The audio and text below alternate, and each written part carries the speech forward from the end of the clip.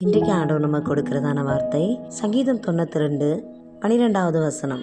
நீதிமான் பனையைப் போல் செழித்து லீபனோனில் உள்ள கேதுருவை போல் வளருவான். நம்ம வாசித்த வசனத்துல 2 மரங்களுடைய வளர்ச்சியை குறித்து சொல்லியிருக்கு.